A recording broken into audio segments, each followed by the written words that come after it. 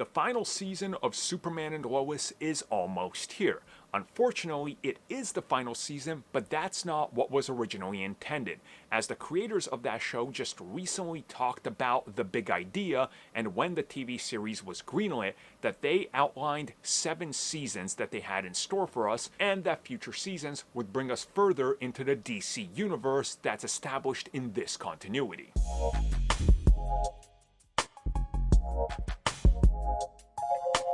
So once again, I think most of you know that Superman and Lois started off as a spin-off of the CW Arrowverse, but by the end of season 1 and definitely by the end of season 2 and in season 3 as a whole, they are completely disconnected. While they will mention things and characters like John Diggle will appear in it and he talks about passing up the Green Lantern thing, it's quite clear that this is like a different version of that character, and they sort of dance around some of the ideas and things that were said over on The Flash and other TV series.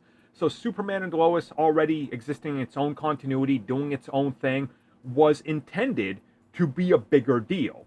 And from what we understand, that was just revealed by the people behind this series, they originally pitched 7 seasons. So that was the complete story. And the idea was to really take Superman with his children and put him on this path where we watch them grow and we watch him grow into a father who is now, starting off with teenagers, but then by the time we're at the end, these are full-blown adults. How does this affect Superman?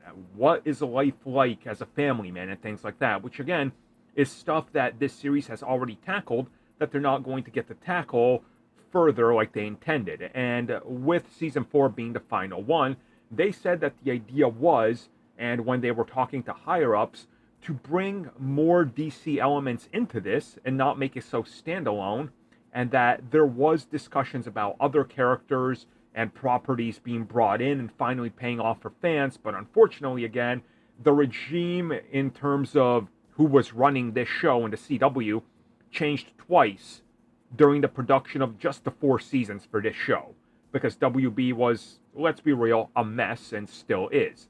And it's unfortunate, but I always look at the bright side of this. They got to do 4 seasons, and were told prior to the 4th season, starting production that, hey guys, this is your last one, wrap it up.